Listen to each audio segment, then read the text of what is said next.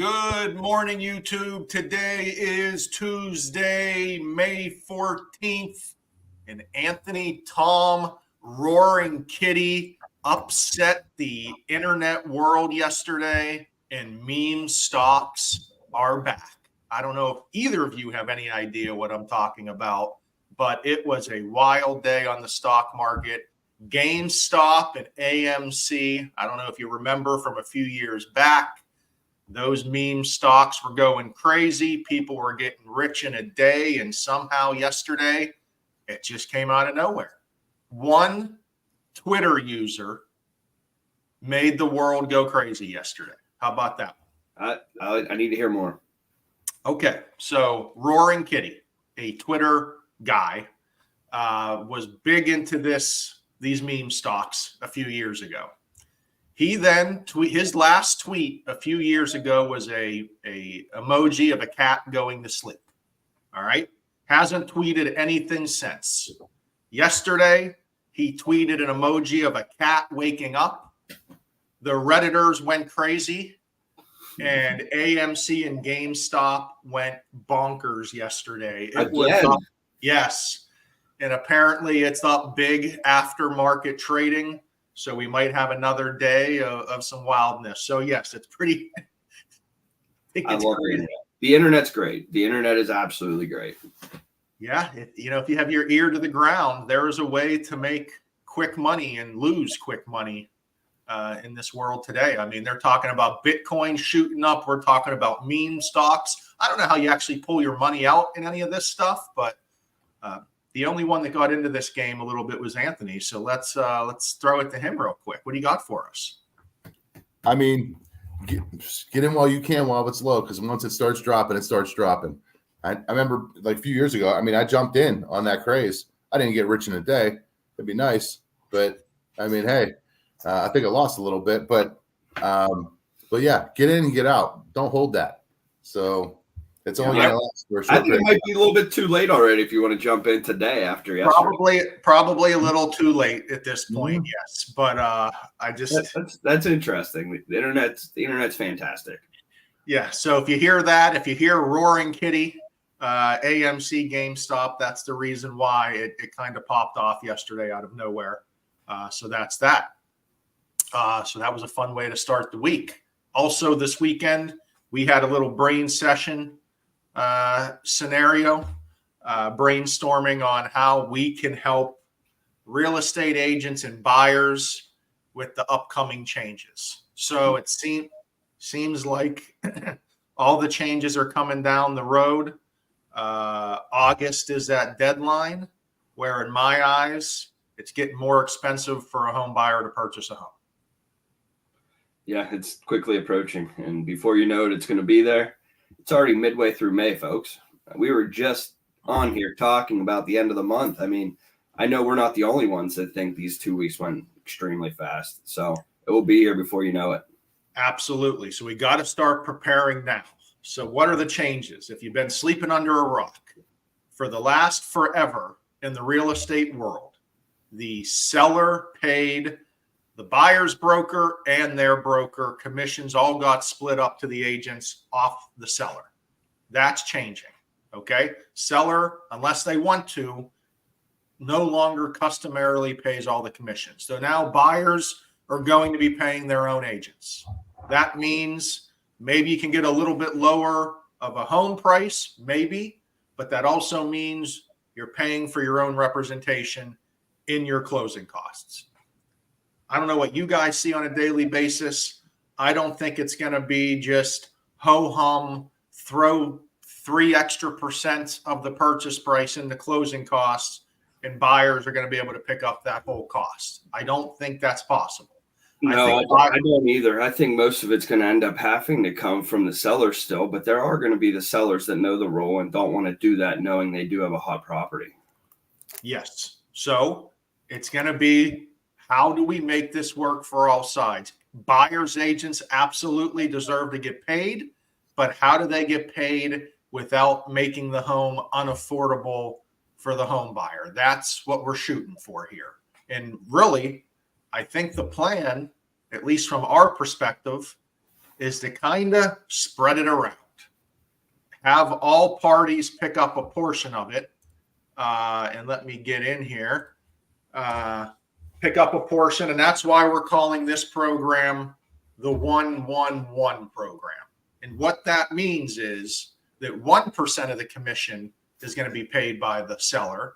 1% of the commission is going to be paid by the buyer. And 1% of the commission is going to be paid by the lender, us, in the world of a lender credit. So I think the boys on the screen believe that communication with loan officers and realtors were always important. Now in August, it's going to be magnified because buyers are going to need to know what their exact costs are relating to real estate commission. So what does this mean? How do we spread it around? Let's talk about it real quick. So there's 3 of us on this show. We can each talk about 1% real quick to give the buyer's agent a full 3%. So I'll take the buyer. Tommy, you can take the lender. Anthony, you can take the seller. All right. So let's talk about a $300,000 purchase price.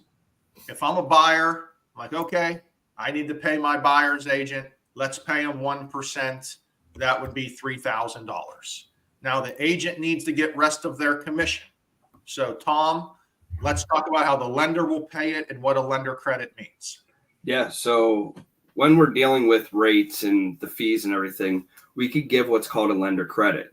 I mean, we've been talking for the last 2 years on here about discount points. A lender credit is kind of the opposite. We're going to go the other way with the rate. Instead of buying the rate down, we're going to increase that rate to give them a percentage back at closing. So if we do raise that a quarter, the interest rate a quarter, it almost gives a point every time. So that's what we're looking at, is going to be raising the interest rate by a quarter to 0.375 to get you 1% extra to help pay for one of the ones in our total of 3.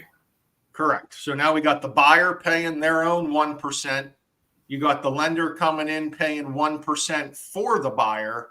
And now, Anth, let's talk about where we get that 3%, and that's from the seller. 3% is going to be seller's assistance. So basically, in the offer, you'll ask for 1% seller's assistance for your buyer, or the buyer would, and that would be paid for by the seller. Boom. There you go. 1% assistance. That's all you have to ask for to make sure that the buyer's agent can get 3% commission, but the buyer themselves are only paying 1%. So let's take a look real quick. As you see at the bottom, I have this worked up as a $300,000 purchase with 5% down. Next slide. You got to move the slide. Well, I tried to move the slide. Hold on. Hold on. We got problems. I love technical difficulties. Oh, that's okay. We got problems. No, and this is important because you all are only asking 1% seller's assist. So that still leaves 2% open if something were to go wrong with inspections or other things. Right. So right here, we have a $300,000 purchase. We have 5% down, and we have an APR of 7.889. But right at the bottom is the biggest breakdown, where you have the buyer's broker commission of $9,000. You're getting a lender credit for $3,000. You're getting a seller assistance for $3,000. So $9,000 minus $6,000 leaves the buyer paying their 1% of $3,000. We feel that this is going to keep the market moving. We feel that this is going to keep homes affordable in this new way that buyers have to pay their commission. I don't think sellers are just going to pay 3% seller assistance. I think they're going to hold pat. And so we have to work with you guys as buyer's agents to make this affordable, because we understand agents have to get paid for what they're doing for buyers. Nothing out there is free. And but we see buyers closing costs all the time in their assets, and it's tough just to add that much to a buyer's cost. So this is what we're doing, trying to help here. No, I think it's a great idea. And I mean, from the little think session we had with all those agents this weekend, all of them had great feedback and said that they'd want to use it. So I think we're going to keep pushing it. Kudos to those agents for helping us out this weekend, getting this together. So I think it's going to be good. Right. So let's recap. Buyer's agent gets 3% commission. The 3% commission is split up between three parties. The buyer will pay 1% by themselves. The lender will give 1% lender credit. The seller will give 1% seller assistance. Now, this does not work, real estate agents, if you don't ask for the 1% assistance in the offer. Right? It also does not work if you don't let us know. We need to talk about this. We need to know. The communication is key more now than ever. You're not going to be able to just go with a buyer that has a random pre-approval from a lender you've never met. I don't think it's going to work that well. Absolutely. So we want to work with you guys. We want to work with your buyers. We want to work with any buyers out there who's confused what these changes mean. We talk about costs. We talk about fees. We talk about interest rates. That's what we do. We're here to help. We want to help. Give us a call. Mr. Senior, finish us up.